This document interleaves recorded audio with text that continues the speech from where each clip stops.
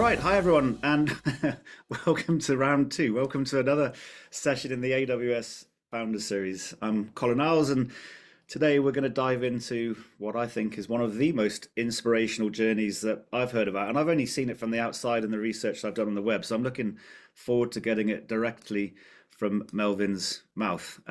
Starts with an actuary, ends with arguably Africa's first edtech unicorn. Um, yeah, I'm really looking forward to that journey. I'm going to be placing myself, I think, through this interview in the kind of space of interested participant in the fintech and in that fintech startup ecosystem, wanting to know what it is that I have to do to go through the steps to be as successful as Melvyn was. And then importantly, as we go through that, I hope that you guys are all going to ask your questions too. It really is I want it to be an interactive session. You know, this is laid on for you guys so that you get access to people like Melvyn. He's not the easiest person to get a hold of. So do put your questions out there and use the opportunity to try to get as much insight as you possibly can. Before I kick off and ask Melvyn to say a few words, a massive thank you to AWS Startups and obviously Silicon Overdrive. You know, they're sponsoring these discussions, and the ones that we've got up and coming, they wouldn't be possible without their support. So big shout out to those guys. And if you are interested in finding out more about Silicon Overdrive or any of the other sponsors, do go on that landing page and have a look out. There's some awesome companies on there doing some incredible stuff for the ecosystem, particularly in startups around Africa and South Africa. So with that, today's guest, Melvyn Lubega, thank you very much for joining me. Oh, glad to be here. Looking forward to the conversation. Now, let's start. Before we go into the backstory of how you got to where you are, I think we have to start and give some insight into Go1. What is Go1? So Go1 has been a lot of things over a period of time, but today Go1 is, think of it as the Spotify for professional learning or corporate learning. So what we do is we build together an ecosystem of online learning content, that being summaries, videos, short form, long form courses, and we aggregate that into one subscription. And then we typically plug that into organizations, call it learning platforms or HR systems, or we go directly to the consumer, particularly through our partnership with Blinkist. Okay. How did you or your co-founders come up with, that idea? I mean, this is very much a B2B play. In terms of timelines, my understanding this was what, roughly around 2014, 2015. Perhaps you can correct me there. But if that is approximately accurate, you were not the first into that market either. So just talk me through that journey about how you came up with the idea and why you decided that this was a viable proposition. Yeah, it's fascinating because when we began the business, so the business has obviously, or the business has evolved since what it began as. So when we began the business, it was a learning management platform or learning management system. Think of it like an online tool where an organization could drop their, I don't know, PDF files, videos, and then use that to track it when their, let's say, employees engaged with it. And so that's where Go1 began. But I think in ultimately focusing on the customer needs and deeply understanding what our customers actually wanted to buy, we were then able to get to what Go1 is today in terms of the content ecosystem that we've developed. And so I laugh because when we began Go1, as I mentioned, as the LMS learning management system, we won a few international awards. I think it was like best learning management system in the world, like first, because like first to mobile, very easy to use. And we thought to ourselves, we're onto something. But then we quickly realized that there were about 3,000 other LMSs in the market at the time. And this is like 10 years ago, so I'm sure that number's grown a fair bit since then. And yes, they've taken on different names from LMSs to LXPs. There's a whole like school of thought around what they actually are. But I think for us, it really came out of needs from customers. And so, for example, my co-founders used to have a web development business. And I guess the origin story and the idea is based on the different experiences of the different co-founding members. So example, for myself, coming from a background of investing and consulting, particularly as an investor in the venture space, many small companies couldn't afford to train their staff adequately. And to have a tool to do that would actually enable the quality to be better. Whereas in a big company, organizations want to make sure they're able to remain compliant and upskill their staff appropriately. And so for me, it was more experience being as, call it, an early stage investor and then as a management consultant to actually see the pain point. Whereas, for example, my one co-founder, he was dating a teacher who became his fiance and now is his wife and have a happy family. And so he had different motivations into the business. But I think ultimately, all of us had different experiences around, I think, one, education, but more importantly, we shared a belief about how education can be a tool to unlock one's positive potential. And so the genesis is different from where we are today, but I think the principles always remain the same because we always believe in the power of learning and education. Mm. So I get about learning and education, but when you all met, you were all very young. I mean, you were all what, early 20s when you started on this, late 20s, roughly. Yeah. Um, Yeah, mid-20s, yeah. so how do so perhaps, think about that in the startup community, perhaps a little bit, naive, wet behind the ears. This is new to all of you in some way or shape or form. And you're looking at this and you're going, we think there's an opportunity, to go and play in this particular space, or we think there's a need in that space. Now, 99% of people have the idea and they move on, right? They just go and say, let's just take that corporate job. I mean, you had corporate jobs. You were working for some big brands before leading into this. When you go into a startup or you take an idea like this is huge risk. You can lose your shirts. You're probably going to fail. Everyone who you meet and come up against is probably going to tell you why you're going to fail, why it's a bad idea, why you're never going to go and beat with the big players, whoever they are, Coursera or Cornerstone or whatever was around at the time. And you decided to kind Yeah. of ignore them all. What, how, why? How did you do that? Yeah, it's an interesting one where, you know, it was about spending time with our customers. Because to your point, I mean, some of our early customers, because it was B2B, they had looked at some of these other solutions. And they just were left lacking in terms of the needs that they were getting or their desires being met by those particular solutions. And so we had a conviction about learning in a professional setting can be done differently, both from our personal experience and then speaking to potential customers, we realized something was broken. And it's a very big industry. Companies spend a crazy amount of money on education, especially upskilling their staff, reskilling, and so forth. But the reality is that they just weren't getting the kind of value that was consistent with the investment they were making at the time. And so it was almost the conviction of personal experience and actually spending time with potential customers that gave us that conviction. That being said, the reality is in any business, you can still have a good business in the right market and still not do well. And you can easily lose your momentum and lose almost the will to continue. And I think that's I'm very fortunate for the partners we had in the business because I think building any business can be a lonely journey.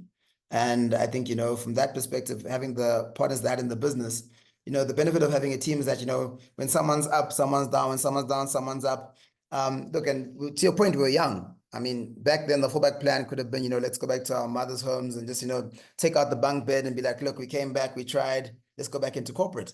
But I think definitely for us, we knew that we were uniquely placed, given our skill set and experiences at the time, to actually do something meaningful in this space. And it was interesting because to your point, back then, all of the biggest players in our space were sort of Silicon Valley-based businesses Yeah. and very well-funded Silicon Valley-based businesses. And so I think from that perspective, it really was more so just understanding that problem better than they did, I believe. Because as you get big, it's very hard to stay close to the core face of your customers. Yeah. Now you met your co-founders, was it in Oxford? Or some of them at least? Yeah, that's correct. So Andrew and I met at Oxford. So I did two masters. My second one was in technology with a focus on education. And so Andrew was a classmate of mine. Actually, his college was right next door to mine. And so met in Oxford. We were on a similar scholarship as well, but he Yeah. was from Australia. And then our other co-founding partners were actually high school mates of his from Australia as well. And so it was more organic meeting of minds, but early on it was a bit difficult just because um, for those not familiar, but South Africa has a very strong sporting rivalry with Australia.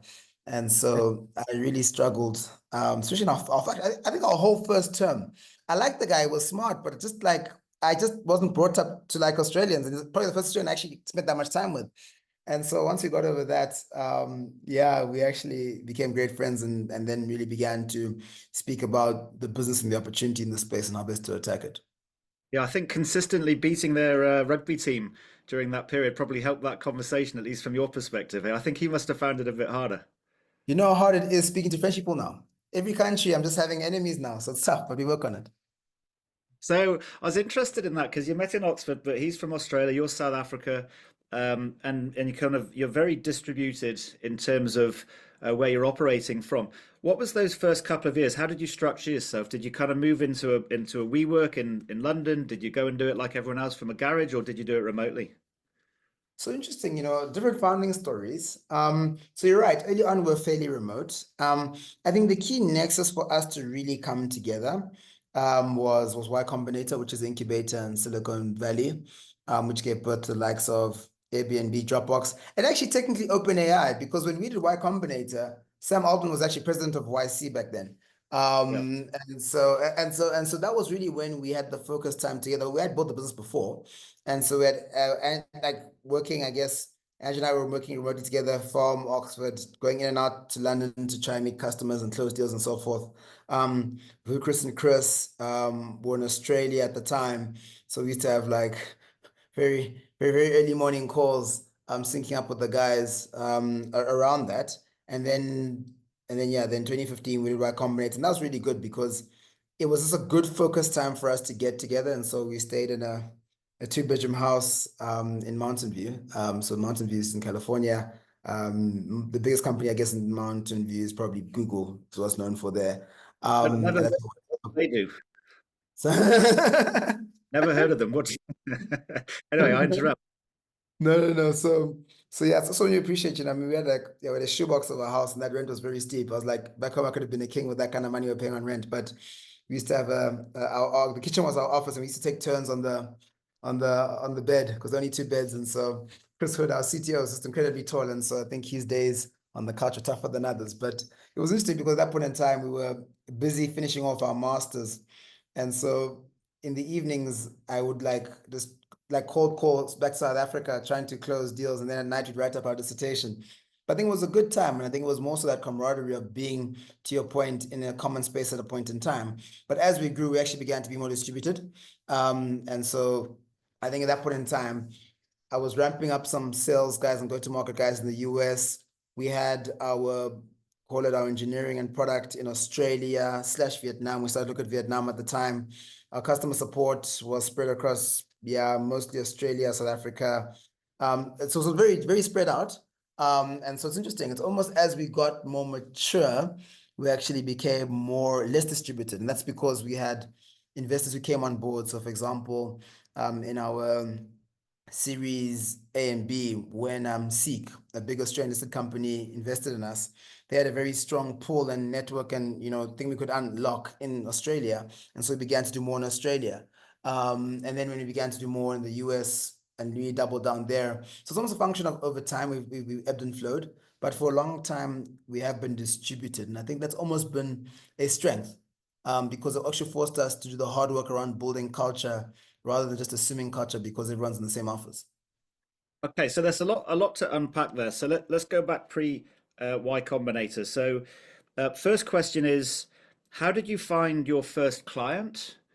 And how did you actually manage the first onboard of a decent learning proposition? Because without those, you've got nothing to take to Y Combinator. You must have gone there with some sort of shoots of green to show that there was a product and there was some sort of market fit. Yeah, it's interesting.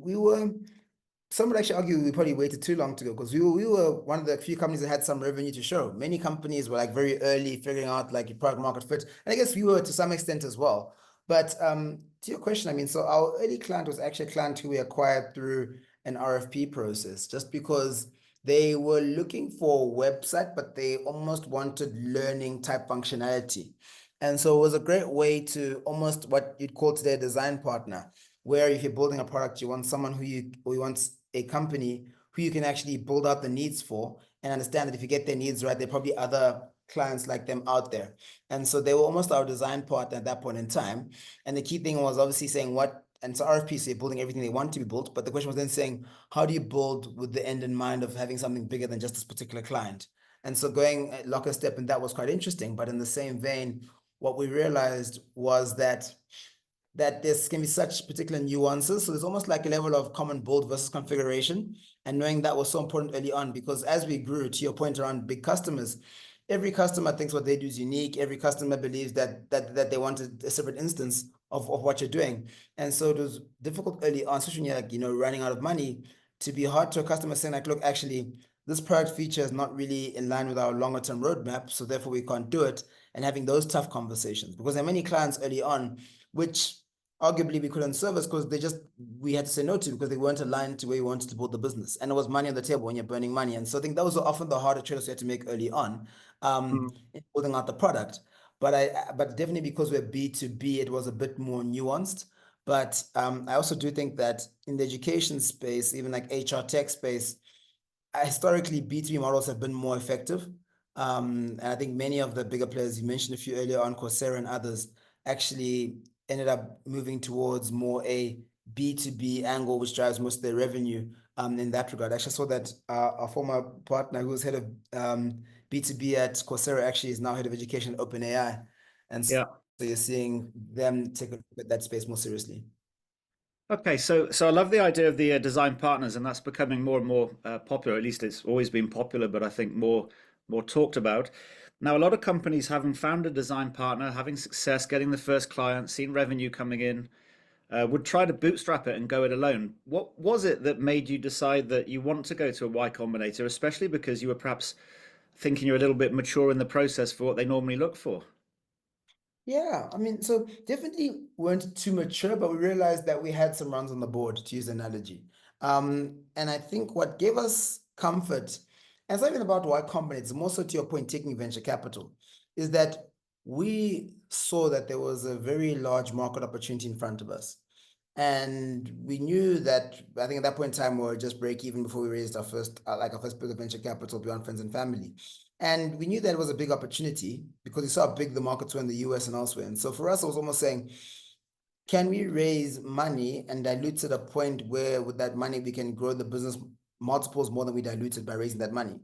And so it really came down to like how do you make capital work? And so for us, with us, I was like, look, if we can get into Y Combinator, because none of us had exposure networks in the US. I mean, we were, like all of us were good members of the Commonwealth in the southern tip of Africa and Australia. And so from that perspective, we saw Y Combinator being an opportunity to one, plug into a US network, get some US links, because the reality is that even though you have $1 million of revenue, having $1 million revenue of US clients will invariably be more valuable to some US investors than local than others.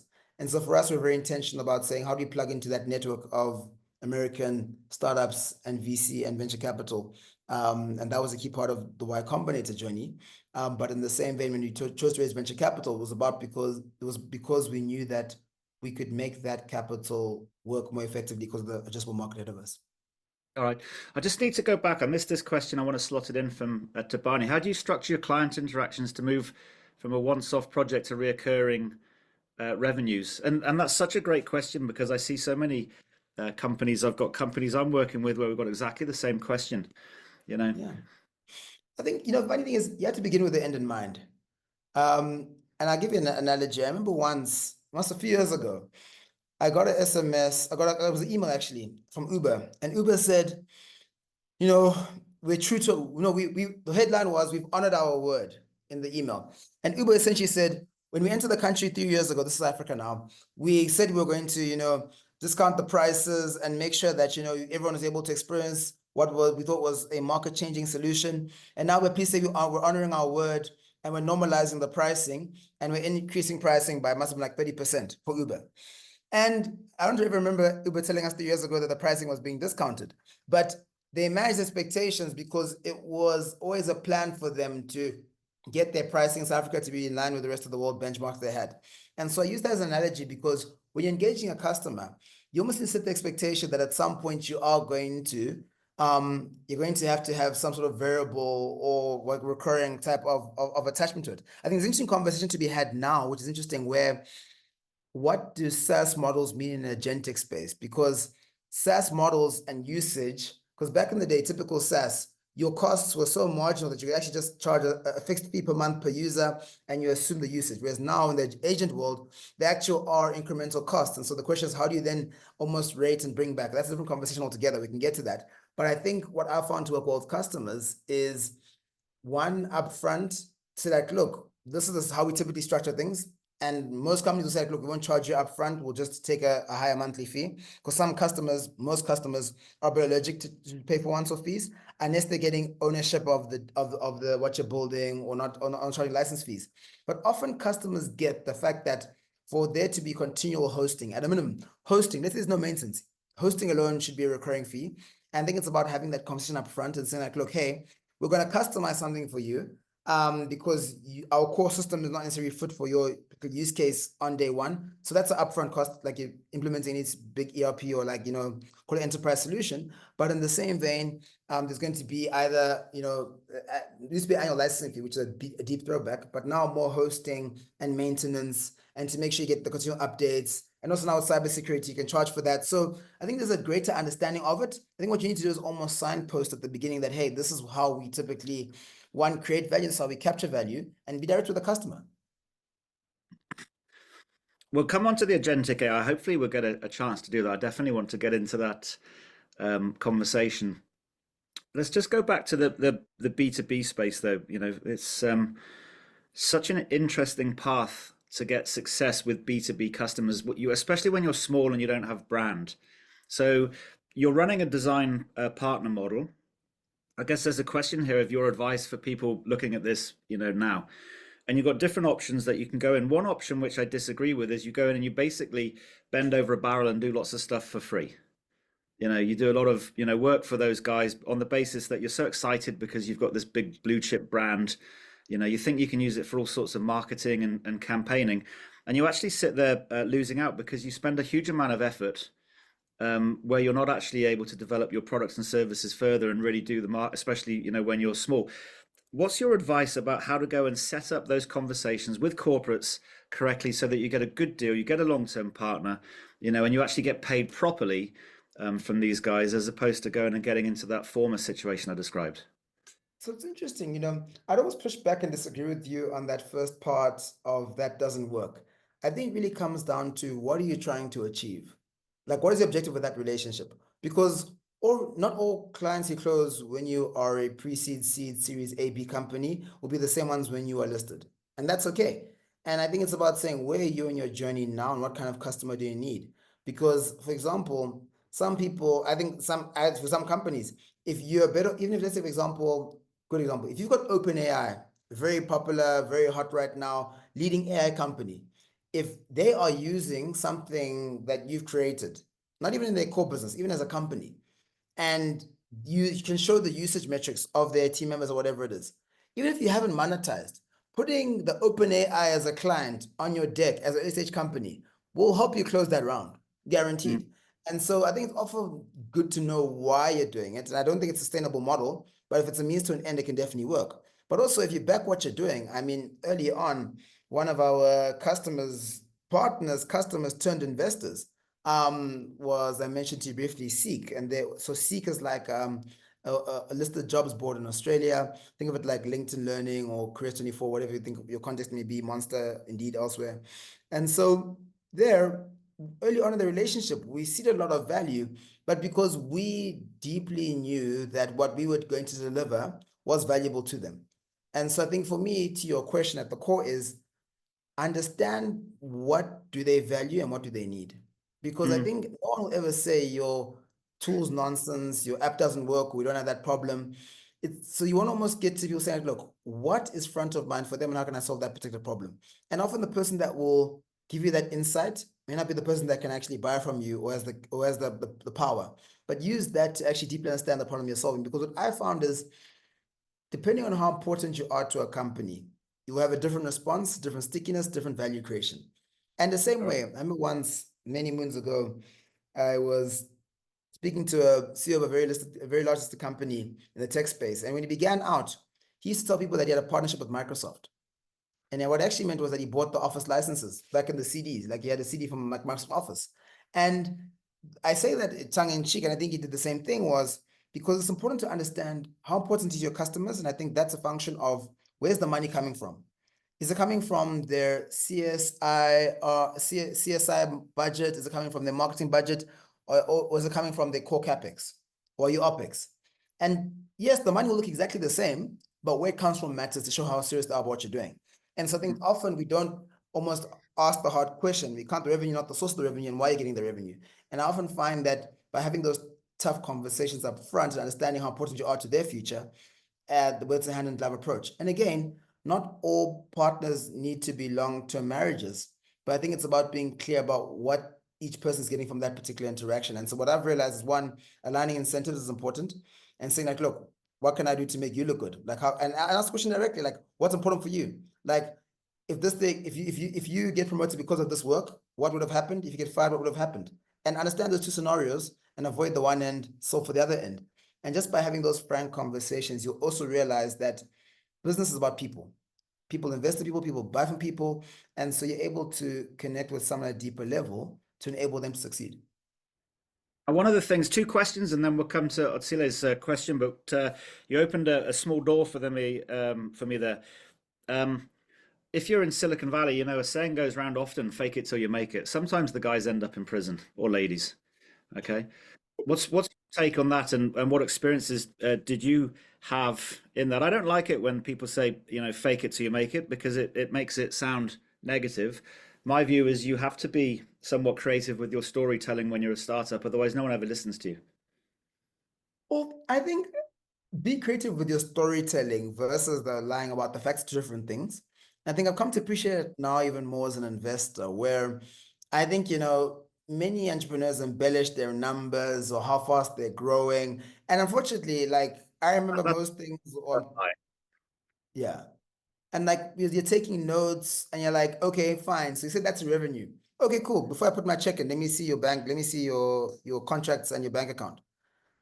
If the numbers aren't matching, like it's a very simple check. But again, like I think it's difficult. But I think if you want a long-term partner versus just a term sheet and someone to be excited about you, a good investor will do the DD and they'll figure that out.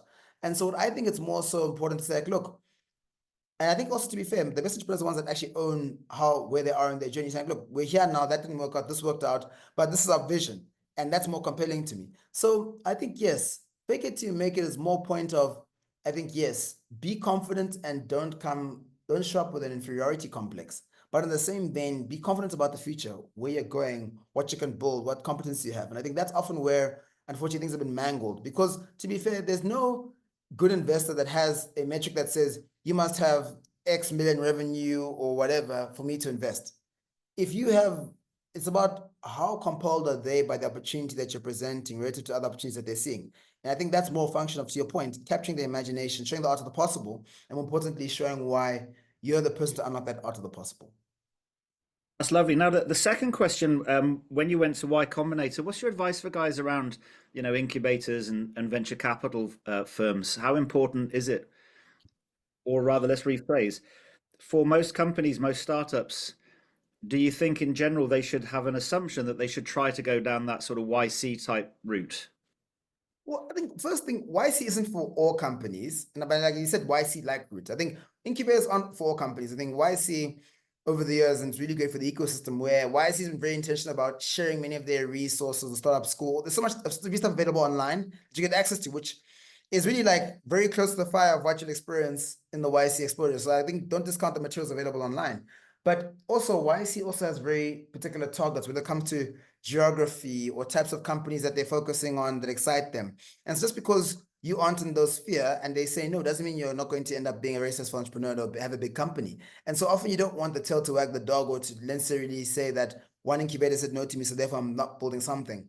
I think what I do like about some of those processes, though, it forces you to think about your business in a very structured and meaningful way, which I think is the benefit more than anything else. Like, if I had to have like a frank conversation and be honest, what really helped us during Y Combinator is that sense of having the demo day coming up within 3 months and working towards a target and being like very much accountable towards heading towards that target. It's not necessarily that the owner, they helped you with the technical review or they helped you think about this or that. Like, yes, the partners do. And I mean, because Mike, all the guys are very helpful for us.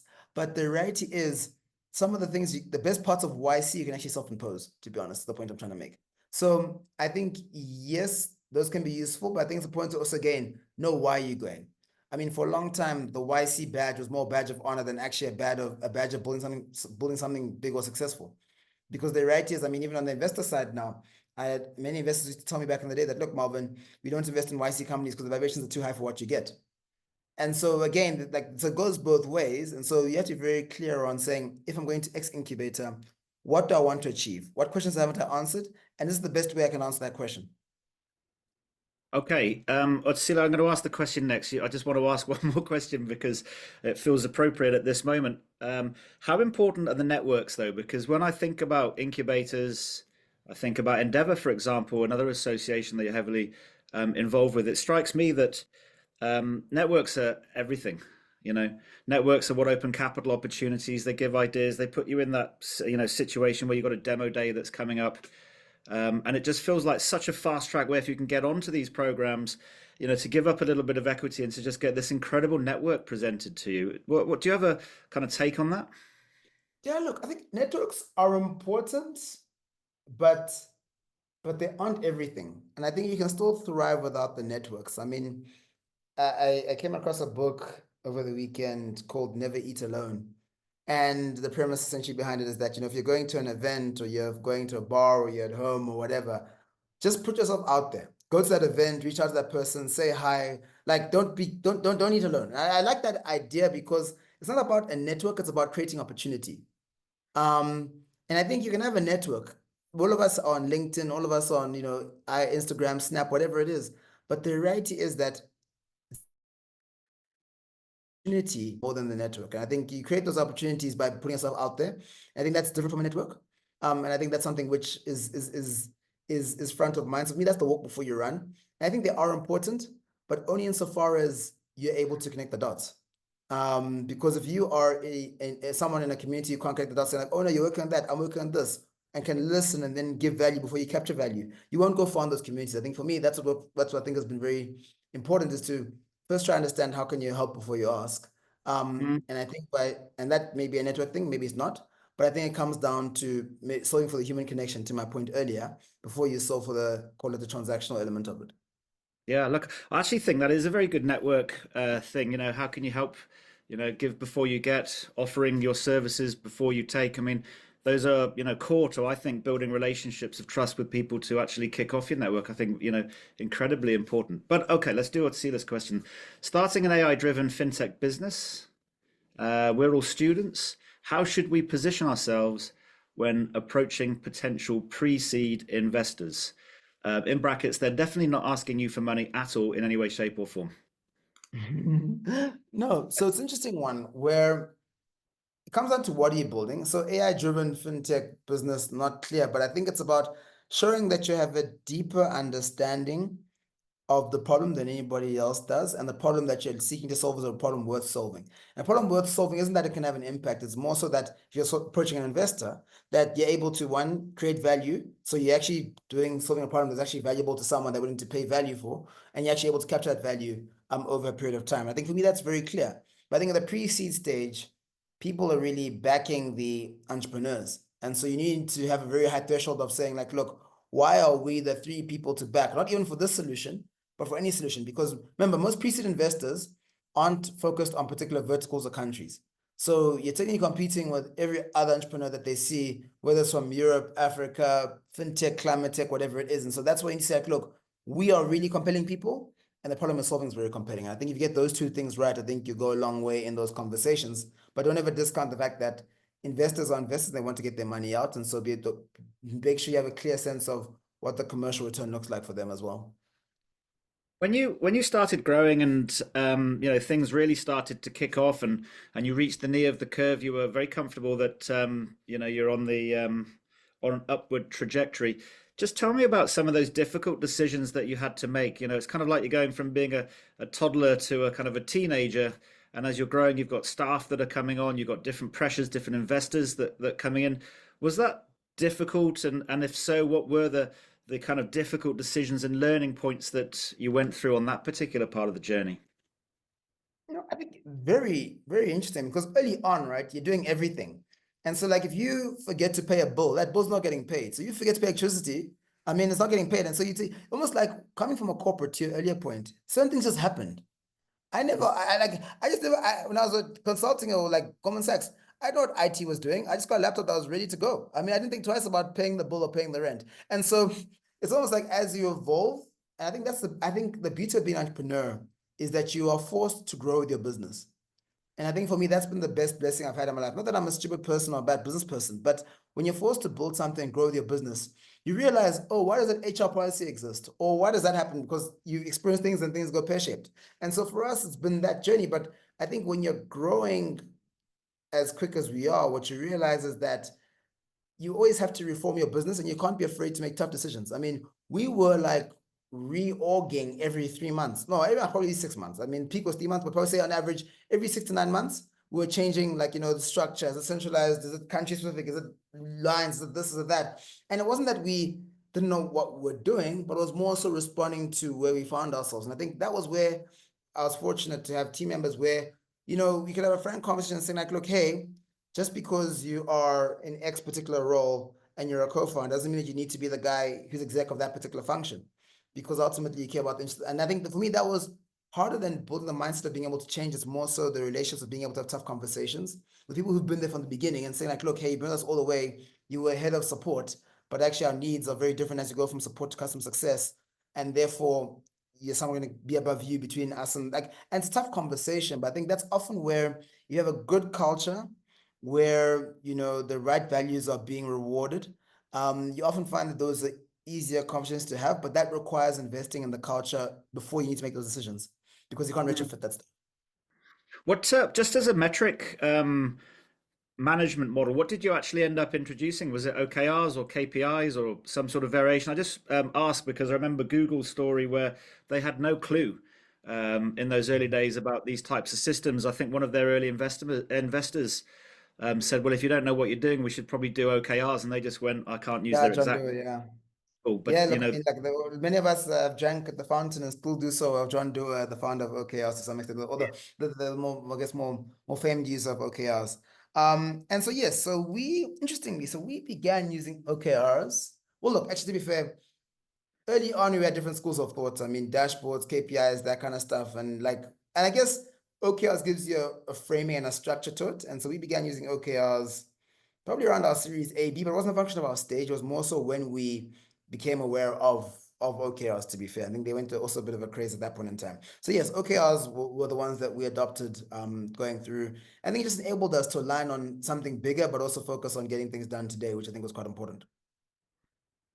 Okay. Then as you developed on that, I mean, you've started to introduce infrastructure. I'm going to try this to try to tie this to Vusamutsi's question as well. You're starting to grow. As a startup, you're incredibly innovative. You're all flying by the seats of your pants, working together. Whatever terminology you use, you're a unit. You're in the same flat over there in Silicon Valley, wherever you guys are. Or close to. As you get bigger, structure starts to seep in. More people start to arrive. I don't want to say anything negative about any one particular area. Let's just say needed compliance, regulations, HRE type things. There's just have to do stuff to go and manage large numbers of people because otherwise it just goes a little bit wayward. Yes. How did you prevent? What's the Netflix kind of idea? If you put too much structure in, you keep people within the lines. Reed Hayes, you're sort of stuck. We can do this very efficiently, but we can't. We lose our innovation. We lose our ability to kind of grow. How did you try to keep that balance as you were growing, or was it not really an issue for you guys? Yeah, look, I think different levels of different things. I think I want to come back to culture again because if you have a culture of candor, and I think this is where Phil Catmull's book Creativity Inc. is incredible. So Phil Catmull was Steve Jobs' partner, business partner, in Pixar, and he speaks to more managing teams and people. But it's an incredible book in terms of and I think one thing which I took from the book was just the how one runs a meeting and also how to have a space of candor where everyone can show up as their authentic self and not necessarily feel sidelined, but also they feel free that they can actually express themselves. And I think if you get that culture across an organization, I think that's really helped us where just because your founder, your title was founder or see this or see that, didn't mean that people couldn't approach you and have a conversation. And so also being able, even to us as founders, showing that we're able to have tough conversations and engage with each other. And I think that was where we weren't afraid to get ideas from outside of the leadership business. I think that's what helped us also maintain our edge because you got someone who's taking customer calls. So when I was leading a sales, so the largest our sales org got was, or revenue org was about 600 people before I left.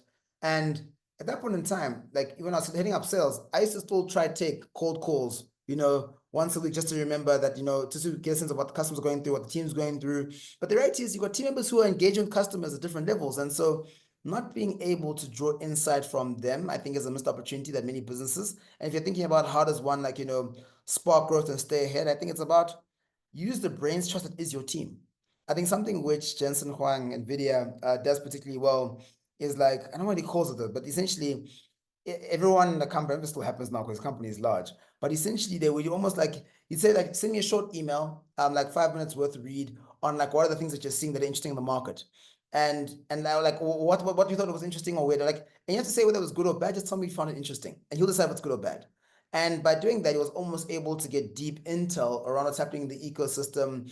And that's how he was able to, again, be really innovative in the NVIDIA world. And so my thing is always, don't think that the best ideas only come from the center. And I think that's been our key insight.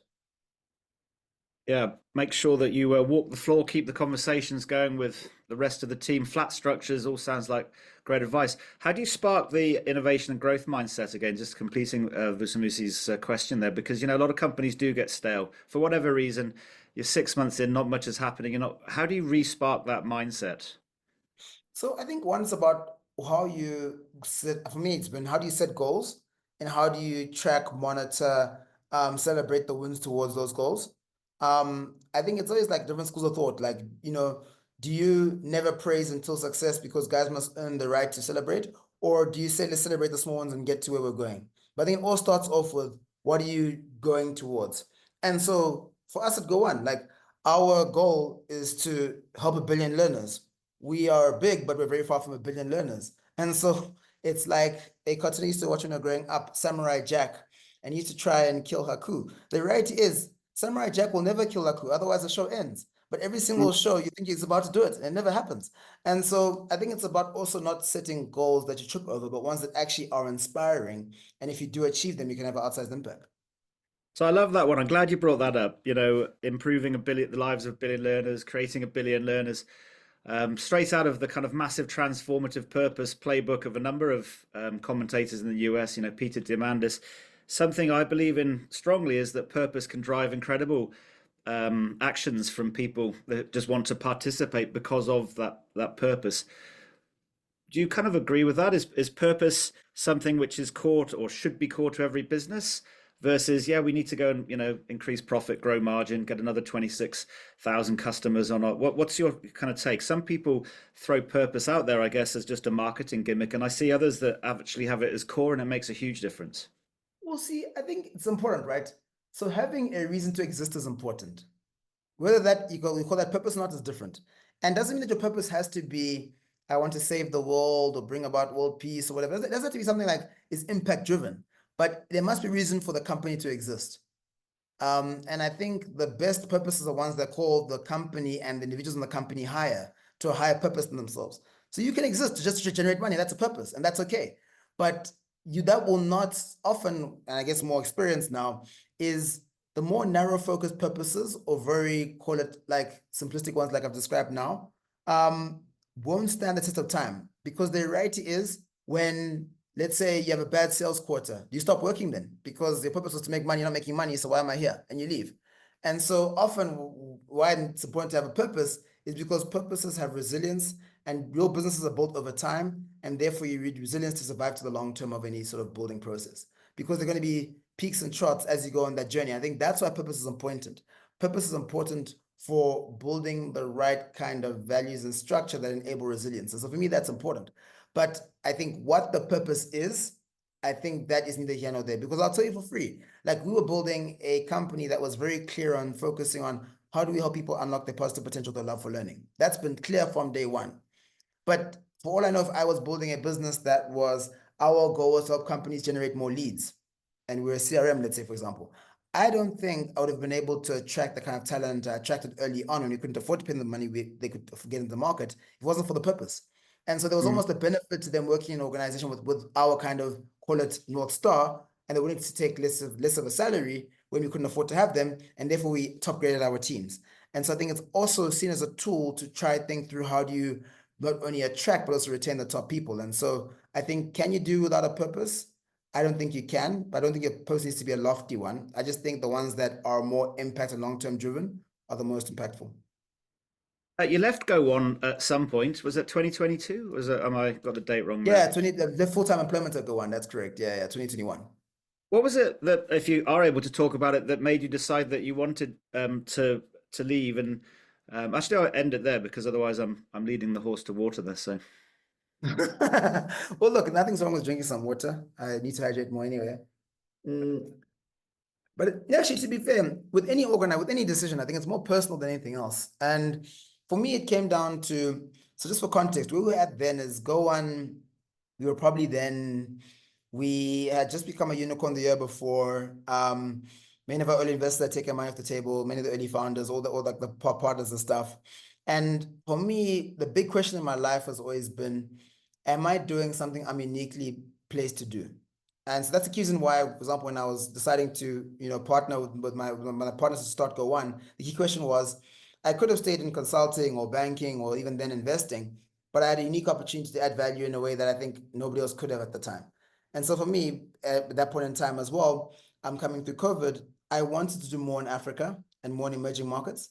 And the reality is, Go1 had grown a lot outside of Africa, where Africa was less than 5% of our group turnover. And I wanted to do more because I felt like was working remotely for the 8 years prior. And I asked myself, how is the African entrepreneur or the African consumer better for what we've done? And also had some very large clients, I thought I could do more on the ground. And so for me, it was really a function of saying like, look, I want and get more fulfilled by focusing my work on African emerging markets. And as at the point where a lot of my early team members had now grown up to senior VP ranks, we brought some very senior people, brought in the head of sales from LinkedIn, the CCO at SAP, brought in somebody else from Cornerstone. So really had a really strong exco. And so I felt very comfortable that if I were to take a step back, and that's why I wasn't like, oh no, I went from being being in the business to being off the business, was more sort of a gradual journey that I could focus what I'm doing now, which is more focused around how do I support the development of growth of Africa from a technology perspective and thinking through that. And so it was more organic than anything else. But I think very fortunate to have the partners that I had in the business because they were very understanding because they knew what my passions were. And I think that's the benefit of also in any organization, having friends and partners who know you and understand you, because it's no surprise. They're like, hey, Melvyn, you're Africa bull. You want to see the stuff happen on the continent. Like we see, this is what you care about. that's lovely. And it's a great segue as well because tell me about the state of investment, the state of VCs and startups across Africa. So, state of the nation. How do you see it today? And looking forward, is it improving? Are we getting worse? Are you seeing progress? Too soon to say. What's your opinion? And it's a big question because I know Africa's got a lot of. And like a different lens. I mean, so sitting now, I guess wearing the advising government lens, also being an investor, particularly in the early stage, but also I guess the best entrepreneurs and the best entrepreneurs and investors. I think the future's bright, but that doesn't answer the question of where things are today. And I think if I think of things today, we're in a very unique time where it's actually a good time to be building and investing because I think there was lots of, I wouldn't say inflation in like the 21s, 22s, 23s a bit, where, people raising lots of money, they weren't focusing on solving customer problems, they focused on raising more money and almost like the tail was wagging the dog around. Investors were saying what someone should focus on versus what their customers are saying. I think what's happening now is you're seeing almost like a convergence to quality where you actually have to solve real problems to generate value. And I think with the proliferation of AI, there's so much more that you can do. And the reality is the customer can be delighted because the tools can be there. The question is, who is adopting them for the customer's problem or use case or the particular sector? And I think the smart entrepreneurs deeply understand, again, the problems that their customers or target customers are facing, but also, two, deeply understand the technologies of the day. And I think it goes without saying, not having a level of understanding of AI would be a faux pas if you're building technology these days. Even just how you build. I mean, guys are building with smaller teams, they are building faster, they're shipping quicker, all the good things are true. And so from that, I think that's where it's very exciting. I think that being said, I think the threshold to raise money is higher. One, because there is less money coming into venture capital, and that's true globally, and that's affecting Africa in the same way. But I think in the same vein that many people have gotten burnt in the past.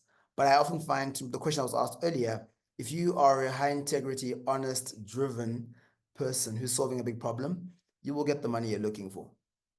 It's interesting because, when I speak to VCs and, others in the industry, we often get the feedback that there's very little investment coming into Africa, currently. And so when you go and then and look at the typical route, people are coming up and seeding ideas here, but pretty soon within 6 months, the IP is offshore and they're looking for international investment. And that often means having to move and doing exactly what you did, going, across the mountain view and spending time in the vicinity so that you're with groups of people that feel comfortable because it's their space.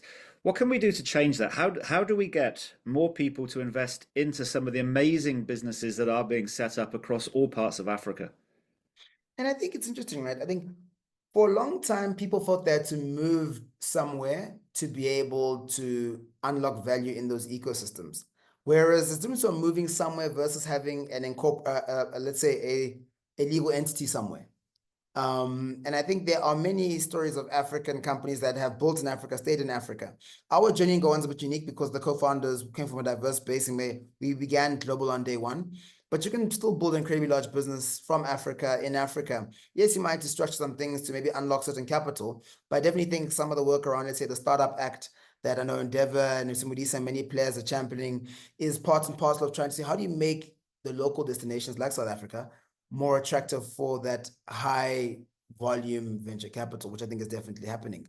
But I do think that as a builder, as long as you're building to global standards, I think the one benefit is that you can build a global business from South Africa if you can build at that level, because the go-to-market motion is transformed completely.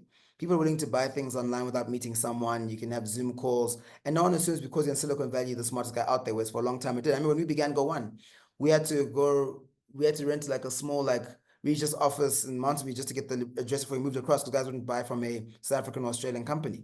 I don't think that's the case anymore.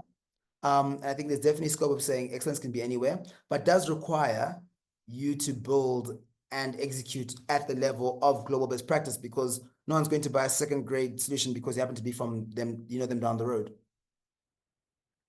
Let's just change. We've got 7 minutes left. Just change. I really wanted to get. I should have gone into this earlier, to be honest. But tell us about this digital service unit. This because this was a role that you took on earlier this year. You're thinking the president in that particular unit. What's the goal? What is this national digital transformation roadmap? What exactly are you trying to achieve there? I'd love to know. Yeah, so quick one is that I think during COVID, the world saw that the importance of digital services and having a means to service people at scale was important. And I think many countries, I think South Africa inclusive, realized that we didn't have our digital infrastructure down. I mean, when we had COVID, we tried to pay out a grant to people, and just being able to do the means testing, onboard at scale, and even make payments at scale was very difficult. And it was something that could have been very easily done with the modern tools that exist out there. And so the roadmap, the digital transformation roadmap that we put through cabinet in South Africa earlier this year, is really a roadmap for us to transform digital services, especially services that's offered by the government to citizens. And it really builds on digital public infrastructure. So think of like infrastructure like a road, but digital public infrastructure. And that typically has three pillars, that being a digital identity, because that's how you typically transact and engage with systems. Two, having a digital payments, seamless online, payment that can go through, but also importantly, a data exchange, because right now information and data is in silos across government. And the key principle behind the roadmap is it should be one person, one touch, and ultimately one government. And so just things about where you don't have to necessarily, you give information once to government and it's reused elsewhere. And that can be across applying for a grant, a driver's license, having a digital Umalusi matric certificate, being able to renew certain things online. And so from that perspective, it's about digitizing the experience of interfacing with government. And so the president's been very intentional about using South Africa's G20 presidency to be able to champion, amongst other things, inclusive digital public infrastructure. And so that's really been front of mind. And so it's the key thing for us is how do we build not only a digital government, but also a digital South Africa. And so the key principle for the government now is to build those building blocks against which private sector can innovate. So for example, think about KYC in a world where you have digital identity. Your cost of KYC comes down significantly as a startup, as an example. And these benefits have been seen across Brazil, India, and elsewhere. Although I noticed earlier in the year, there was a bit of noise, wasn't there, from Time Bank complaining about the cost of KYC because of those increasing charges from the Department of Home Affairs. Now, we don't need to ask or answer about that specific piece, but it's not just about ID and the payment mechanism and the payment landscape to go and be inclusive. The cost of infrastructure is actually one of the predominant reasons why people aren't using digital as much as would like them on a day-to-day basis, whether that's the hardware that you need, whether it's the access to Wi-Fi, the internet, from cabling. Is there work being carried out in that space to try to go and reduce the costs of people who can, to actually access that digital infrastructure?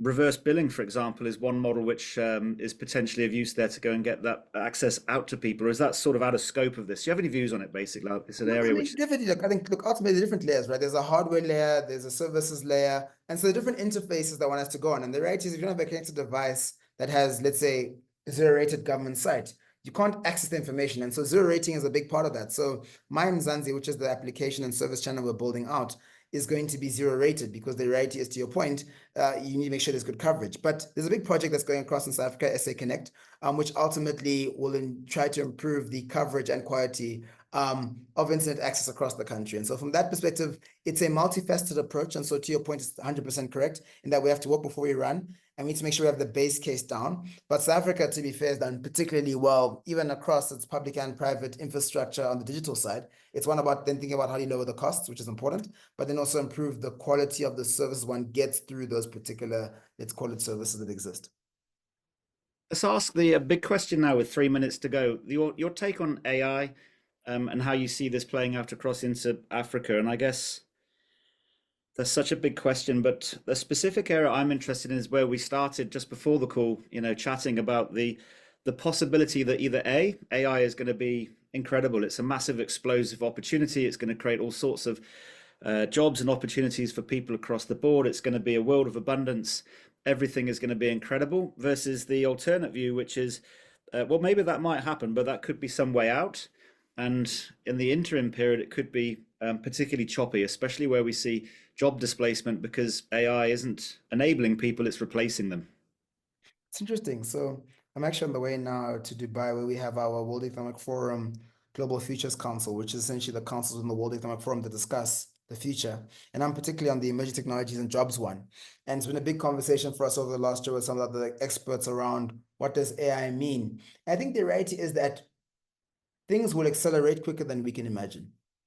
And if only because what you're seeing is greater investment, greater focus. And it's like, look, when there's lots of competition, the consumer benefits. So we'll get a better AI service more than anything else. I think the question becomes, what about the job displacement, which I think is a very real point. And I think that's where, to my earlier point, I think it's important for us as a continent, as builders, to make sure that we deeply understand where things are going. But also the reality is this, right? They're not experts of the future, only experts of the past. And so AI is a beautiful field where all of us are learning and building almost lock and step as each particular model comes out each week with a new improvement and so forth. And so I think and there will be some displacement, but I think the onus is on us to not only understand our local context, but to understand the tools. And that may require us investing in building out an agent, understanding the basics of AI. But I think by doing so, to your earlier question, I think it will be a net benefit to the world.